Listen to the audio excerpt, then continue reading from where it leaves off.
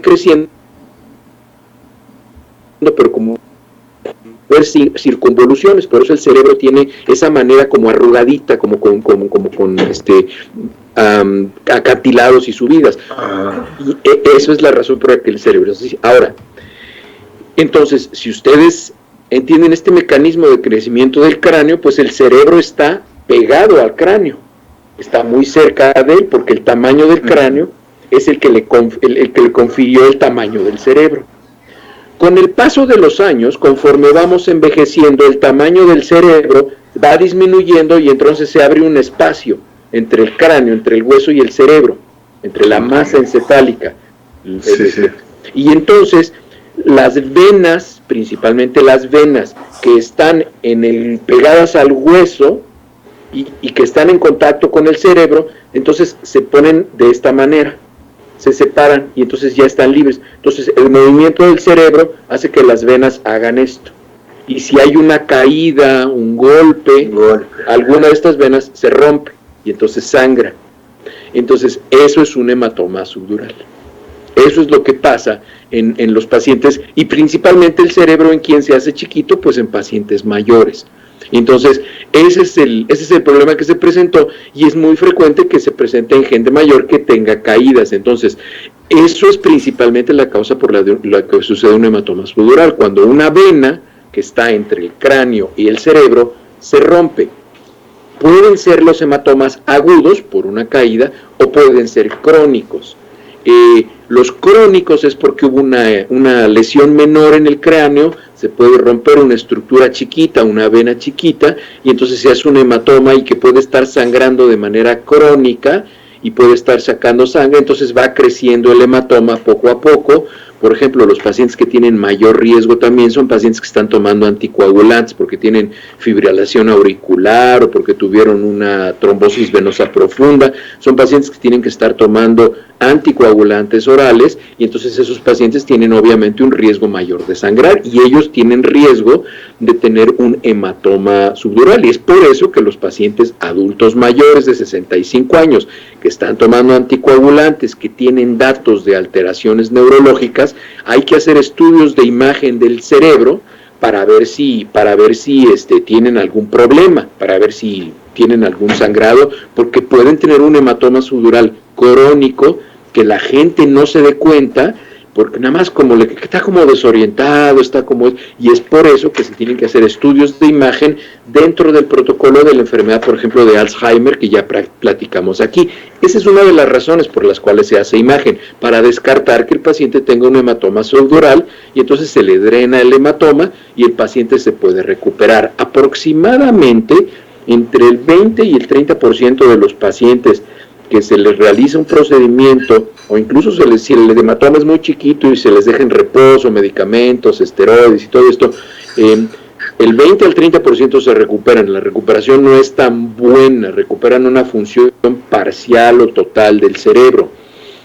Ahora, los hematomas subdurales agudos, los que suceden súbitamente, que probablemente es lo que haya sucedido con este hombre, el futbolista, que déjenme decirles una cosa.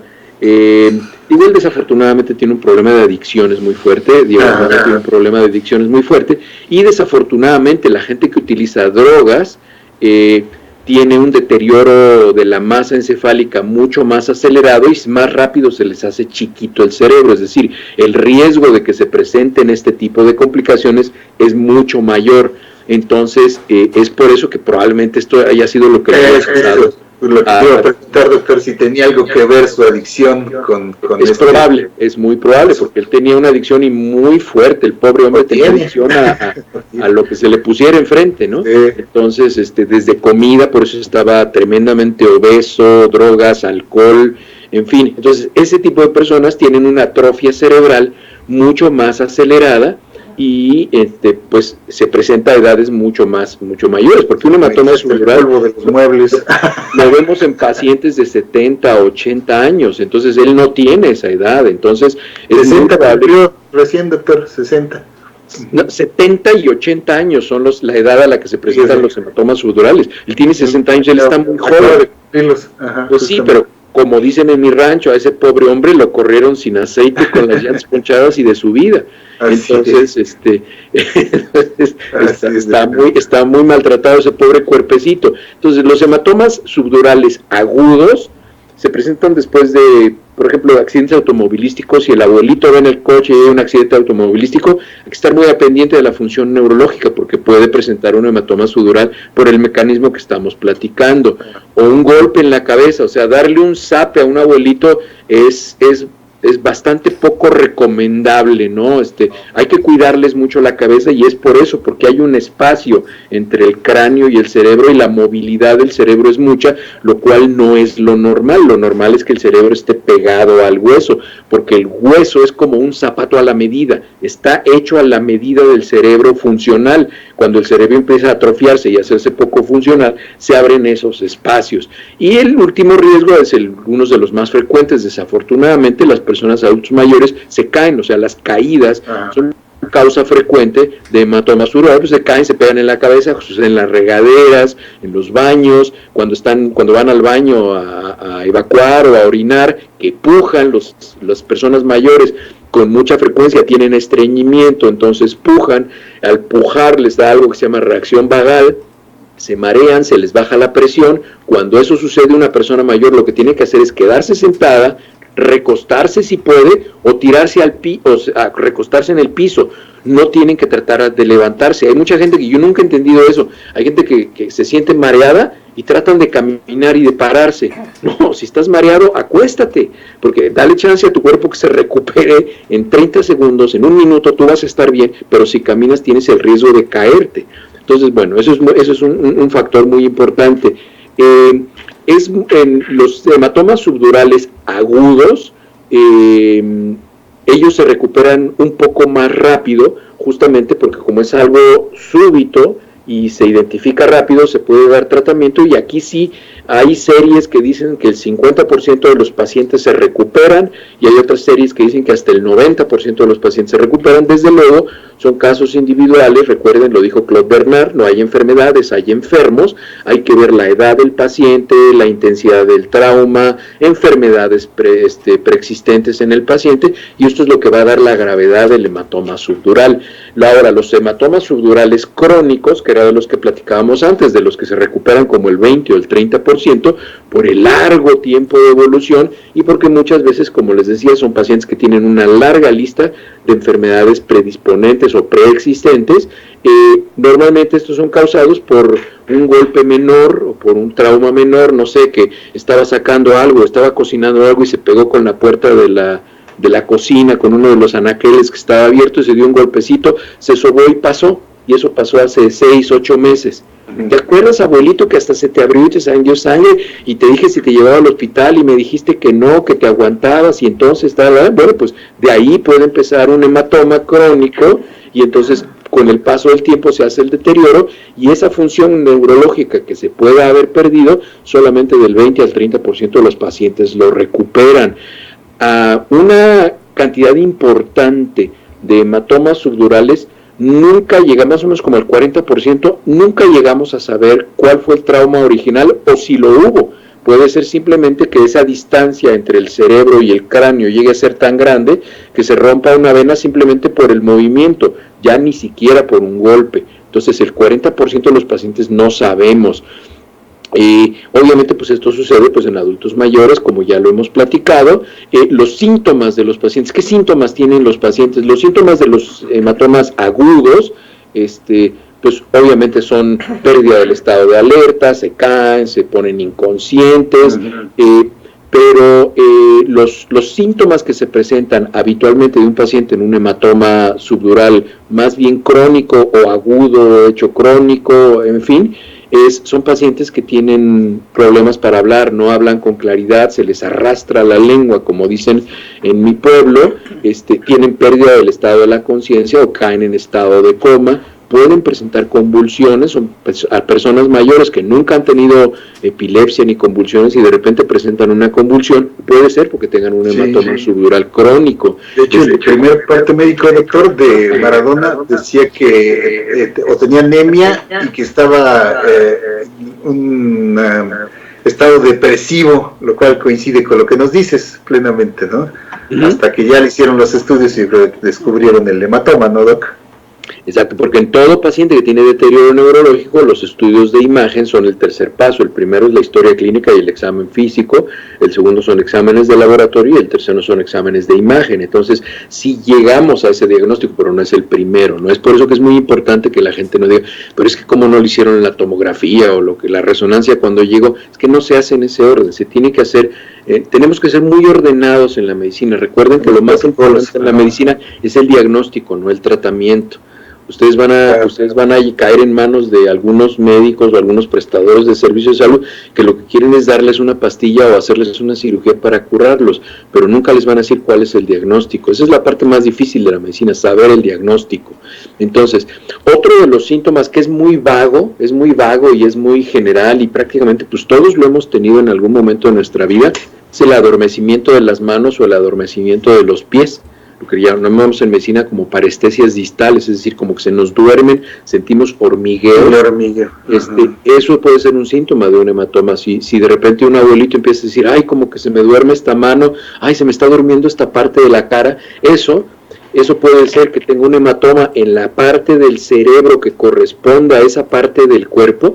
Si ustedes se meten a Google y ponen el homúnculo de Penfield, el homúnculo de Penfield no es otra cosa más que la figura de un ser humano muy deformada, en la cual hay partes del cuerpo que tienen unas proporciones muy aumentadas, por ejemplo, el oído, la lengua, las partes de los dedos, tienen unas partes muy grandes en el homúnculo de Penfield, cómo está distribuido en la corteza cerebral. Y eso es cómo se distribuye la sensibilidad de qué parte del cuerpo. Entonces, si hay un hematoma en determinada parte del cuerpo, lo que van a hacer es que se les va a dormir la lengua, por ejemplo. Y entonces, ahí como se... porque en la circunvolución del lóbulo parietal, en la localización tal, ahí hay un hematoma chiquito que corresponde a esa localización del homúnculo de Penfield, y es por eso que se le durmió la lengua. Y entonces, incluso cuando estamos haciendo la historia clínica, yo ya estoy sospechando, ¿sabes? Que este paciente probablemente tenga un hematoma subdural en el lóbulo temporal, el lóbulo occipital, en fin, porque ya estoy viendo qué síntomas tiene, porque dependiendo de qué síntomas tenga el paciente, es como un mapa que estamos viendo de la Tierra y exactamente en un punto estratégico está pasando algo y es por eso que el paciente está teniendo ciertas manifestaciones clínicas, ¿no? Otro dato que se presenta que también es bastante vago en pacientes con hematomas es dolores de cabeza. Normalmente ese es uno de los síntomas principales con el que el paciente se presenta. Sabes que tengo dolores de cabeza todos los días, no se me quitan y ya me tomé X y Y y esto y una medicina que me recomendaron para la migraña que cuesta 3,000 pesos cada tableta, en fin, y tampoco se me quitó, y es por eso. Otro de los datos también es debilidad, empiezan a tener debilidad de las manos, de las piernas, debilidad de los músculos para masticar. Muchas veces yo he tenido 2 o 3 pacientes, he tenido abuelitos que he visto que de repente es que no quiere comer y dice, es que me canso mucho, ya no puedo comer, me canso mucho, ya me duele mucho aquí cuando como. Puede ser que tenga un hematoma subdural o que tenga pequeños hematomas subdurales en la parte que corresponde a los músculos masticadores y es por eso que él tiene debilidad de los músculos masticadores. Y entonces, son casos, la neurología es fascinante, es muy interesante y es muy importante, como siempre, escuchar al paciente, observarlo, platicar con los pacientes, saber cómo sucedieron las cosas y si el paciente ya tiene cierto grado de deterioro neurológico cognitivo, es decir, ya tiene enfermedades de Alzheimer o algo que le deteriore su capacidad de comunicarse, quien lo esté cuidando, ¿no? Los cuidadores que en México son habitualmente familiares, platicar con ellos, prácticamente de ahí, como les platico ahorita, si se dan cuenta, pues ya con eso ya tienes una gran parte del diagnóstico, cuando observas, cuando platiques y sabes quién es. Es más, muchas veces, la mayoría de las veces, cuando prestamos atención a nuestros pacientes y pedimos, por ejemplo, una resonancia, una tomografía, ya sabemos qué vamos a ver, nada más la pedimos para confirmar, que es muy diferente a pedir un estudio de imagen a ver qué sale, ¿no? Así es, doctor. Es conveniente entonces que ante cualquier golpe que sufra una persona mayor, llevarlo de inmediato a consulta, que se le practiquen estos análisis, doctor, estos procedimientos. Hay que observarlos y hay que ver si tienen cierto grado de deterioro neurológico. Si no tienen cierto grado de deterioro neurológico, lo que se puede hacer es esperar a ver cómo va evolucionando, programar una cita, y más ahorita en tiempos de COVID, programar una cita de control con un neurólogo y decirle, sabe que tuvo una caída, yo no he visto mayores datos, pero sí me interesaría que le hiciera un examen para ver que no haya desarrollado un hematoma subdural porque ya tiene 87 años o una cosa así. Por aquí Leto Bar estaba escribiendo algo de su papá, sí. Exactamente, eso fue un hematoma subdural y él tenía 87 años y seguramente eso fue lo que le pasó y le tienen que drenar el hematoma. ¿Por qué le tienen que abrir el cráneo y drenarle el hematoma? Ahí les va. Esto es muy importante que lo entienda la gente porque incluso es importante que lo entiendan incluso para gente joven que muere por una hemorragia cerebral. Fíjense lo que pasa. Lo que sucede es que cuando nosotros tenemos un hematoma, una estructura, algo que está creciendo como una colección de sangre que está creciendo en el cráneo, pues no tiene para dónde esa presión que empieza a crecer en el cráneo. Vamos a decir que al principio, fíjense, lo que pasa es que un hematoma puede crecer mucho, porque como les digo, como hay espacio entre el cráneo y el cerebro, pues puede empezar a sangrar y entonces pues va llenando ese espacio. Entonces el hematoma va creciendo mucho y se sigue llenando ese espacio. En ese tiempo el paciente no tiene síntomas porque hay espacio para que siga creciendo.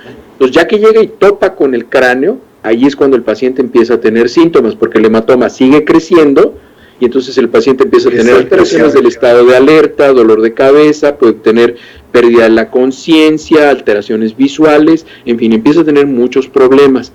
Si ese cráneo no se abre y se drena para que se baje la presión y ese paciente, los pacientes mueren por un paro respiratorio, y la razón de esto es que el único lugar por el que puede salir la presión intracraneal es por el canal medular, es por acá atrás. Y el cerebro, en el tallo cerebral, ahí hay unas estructuras que son los centros de la respiración y del control de la respiración y del control de la frecuencia cardíaca, que si cuando la presión adentro del cráneo aumenta mucho, estas estructuras del tallo cerebral se hernian, es decir, hay una hernia del tallo cerebral y se mete al canal de la médula espinal, y entonces al estar oprimidas, el paciente deja de respirar y muere. Esa es la razón por la cual los pacientes mueren, cuando hay un incremento del volumen intracraneano o un incremento de la presión intracraneana. Que es, supongo, el procedimiento que le fue practicado a Maradona, doctor. Claro, se le hace se llama una craneotomía descompresiva y un drenaje del hematoma, es decir, se le abre una ventana en el cráneo, se le quita ese pedazo de cráneo y se guarda, porque ya que baje el edema cerebral, ya que baje el hematoma, ya que todo regrese a lo normal, se toma ese pedazo de hueso y se vuelve a poner. Se conserva de manera estéril, desde luego, y se le vuelve a poner. Hay pacientes a los que no es recuperable por un trauma, que se fragmente el hueso y se les pone una placa de platino, por ejemplo. Entonces, pero en este caso se puede conservar la ruedita que le van a quitar de cráneo y se le vuelve a poner y se le vuelve a amarrar con alambre y se le deja ya su pedazo de cráneo. Wow. Como si fuera una tapita. Exactamente, así es. Oiga, y hablando de hemorragias, hubo otro fallecimiento de un personaje famoso de la televisión mexicana por un shock hipovolémico, por un sangrado tubo digestivo. Esto, ¿cómo puede evitarse? Y en general, un shock hipovolémico se puede producir en cualquier trauma. Ajá. Seguramente siempre sangrado, ¿no? Lo que pasó, mira, desde hace muchos años que yo me acuerde, y desde tú has estado en los medios, has estado más metido en los medios que yo, tú sabes que por alguna razón que yo nunca he entendido, la gente del medio artístico y la gente de la política piensan que ser honestos y decir qué enfermedades tienen los hace débiles. Así es. O sea, no dicen la verdad. Y si tienen VIH, dicen que tienen una enfermedad viral, que fueron a las pirámides de Egipto y les dio el virus del Nilo, y empiezan a inventar unas historias que no es cierto. Entonces, obviamente, pues, porque yo he tenido gente de la política y gente del medio artístico como pacientes, obviamente yo no puedo decir nada, ni mencionar nada, pero de repente leo entrevistas, o la gente que trabaja en la recepción en la oficina me dice, oiga, que este paciente no tenía esto. Le digo, sí, es que salió diciendo esto, sí, y yo nunca he entendido por qué. Entonces, eso de que dicen, es que el artista tal, y el famoso tal, y el político tal, no, pues el cuate lo que tiene es cáncer de páncreas o cosas así. Yo no entiendo, es que tiene un problema gastrointestinal muy grave. Pues sí, tiene un cáncer de páncreas como Steve Jobs y se va a morir. bueno, no, se está haciendo todo lo posible, ver a Houston, ¿no? Tiene cáncer de páncreas y se está muriendo. O sea, yo nunca he entendido por qué, si son personajes públicos, por qué no lo dicen, pero en fin, son costumbres de la gente y hay que respetar. Son los manejadores, eventualmente los representantes, ¿no? Que temen luego también por perder contratos o demás. Entonces se manejan de esa forma en lo público generalmente. Claro, ¿no? y si son figuras, mira, tú cuando decides ser figura pública, a mí alguna vez me invitaron a participar de actividades políticas, nunca artista porque no soy tan guapo, pero sí de actividades políticas, pero esa es una de las principales razones por las cuales yo nunca quise ser político, porque yo privilegio mucho mi intimidad, mi vida privada es mi vida privada y claro. Y cuando tú decides ser una figura pública, cuando la gente te paga tu salario y tu estilo de vida tiene que ser muy armónico y sincrónico con lo que la gente te está pagando porque eres un servidor público, tienen derecho a escrutarte. Y entonces, como yo no quiero ser escrutado, pues yo no me le entré, pues, pero las figuras públicas están obligadas y tiene derecho, tiene razón Teresa, una cosa es andar publicando tus miserias y sacar qué cirugías plásticas te andas haciendo, y otra cosa es que, bueno, pues si eres una figura pública y eres más un servidor público y tienes una condición de salud que puede interferir de manera importante o parcial en tu desempeño, en tu trabajo como servidor público, pues tienes derecho a ser cuestionado, porque te están pagando la gente para hacer tu trabajo. Entonces, no es nada más, por eso no es personal, pues, eso no es nada personal, pero en fin. Claro, y ser, pues, tener algún padecimiento, pues no es necesariamente un signo vergonzante, ¿no? O sea, no, incluso por eso es que, no es la primera vez que alguien dice que un presidente tiene deterioro neurológico, que tiene problemas psiquiátricos, esto ahora con el presidente López Obrador, pero es por eso que no se ha podido poner en la ley, pero es por eso que se ha intentado que a todos los candidatos a las presidencias de México y a los candidatos a las gubernaturas se les haga un examen de salud general y se haga público los resultados. Claro. La gente tiene derecho a saberlo, no solo con este presidente, sino con todos, ¿no? Y si tienen problemas de adicciones, y si tienen problemas neurológicos, y si tienen problemas psiquiátricos, son servidores públicos y la gente tiene derecho, pues ustedes que viven en México, yo tengo asuntos en México, también pago impuestos en México, pero la gente que les está pagando su salario, pues tiene derecho a exigirles, ¿no? Pero pues entonces que si salió en la tele y que si dijo y que si todo esto, es como si dijera que a un cuate que lo mataron a balazos se murió por una intoxicación aguda de plomo, ¿no? O sea, así es. Bueno, concretamente, hablando de lo que es el shock hipovolémico, porque escuchaba que luego lo confundían, en algunos lados mencionaban hipovolémico y entonces hipoglucémico, que no tiene absolutamente nada que ver. Hipovolémico es prácticamente cuando te desangras, ¿no, doctor? La volemia, hipovolémico, perdón. La volemia es el volumen de sangre. La volemia es el volumen de sangre, y el volumen de sangre se puede disminuir por varias razones. Una de ellas, y la más frecuente, es una hemorragia, pero también puede ser por deshidratación. Okay. Una persona que tiene deshidratación severa es una persona que tiene un shock hipovolémico. Ajá. Muy bien, doctor, pues ahí está el término, y el hipoglucémico pues es completamente un bajo de nivel de glucosa. De glucosa, totalmente. Sí. También puede llevar a la muerte, conducir a la También muerte. Un shock hipoglucémico, si no se le da glucosa al paciente, se muere. Y a un paciente con un shock hipovolémico, el problema del shock hipovolémico es que un shock, ¿qué es un shock? Un estado de shock es una palabra médica. El estado de choque es en español, en realidad la palabra en español es choque. El estado de choque es un choque hipovolémico o un choque hipoglucémico. El estado que es en realidad un choque metabólico. El estado de choque es cuando hay una disminución de la cantidad de oxígeno que llega a los tejidos distales. O sea, la cantidad de oxígeno que llega a las partes más distantes del corazón, eso es un estado de choque. La definición es una hipoperfusión tisular distal, es decir, no llega la sangre a los tejidos a las partes más distales del cuerpo. Eso es un estado de choque. Y eso tiene muchos tipos de estados de choque, hay muchos, está el séptico, está el hipovolémico, hay muchos. cardiogénico.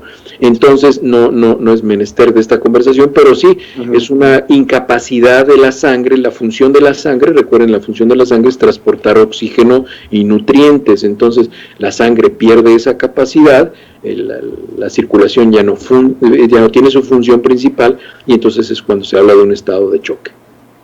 Pues ahí está, doctor, nada como consultar contigo todos estos términos para utilizarlos de manera correcta y tener precisamente la referencia exacta de utilizar bien estos términos médicos. Doctor, gracias como siempre por esta valiosísima participación y toda esta información que nos das a caudales cada semana y que va ampliando nuestra cultura con respecto a la salud y la cultura en general también, doctora, la que aportas cada semana.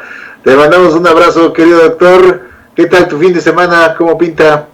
Bien, se ve que va a estar tranquilito, pues ya baja la temperatura mucho a partir de que es curioso que cuando cae el sol, se acaba el calor y sí bajamos a unas temperaturas bastante más, pero bueno, pues yo tengo mucha tolerancia al frío. Sí, me gusta mucho, incluso a veces me duermo con la ventana abierta. Sí, me gusta mucho el frío. Entonces, pero sí está muy bonito, está limpio, hay poca gente en la calle. Aquí estamos ya, el gobernador acaba de llamar a una disminución importante de las actividades porque hubo un repunte de los casos, cosa que pues es normal que suceda. Incluso me entrevistaron aquí de Univisión y Telemundo local para hablar de ello, y pues así va a ser en todo el mundo, así igual que como están en Europa, ¿no? Entonces, perfecto, mi doc. Así estamos, entonces hay poquita gente, pues bueno, pues ahí estaremos leyendo, estudiando, haciendo ejercicio, lo de siempre, todos los fines de semana. Perfecto, mi doc, pues te mandamos un abrazo y todo nuestro agradecimiento y admiración, como siempre, querido doctor, y ya pues nos preparamos ahí para la siguiente consulta cátedra aquí en Disyuntiva TV, mi doc. Muchísimas gracias, como siempre, y gracias a todos por su interés y participación en esta consulta. Vamos a hacer una pausa y continuamos aquí en Disyuntiva TV, queridos amigos.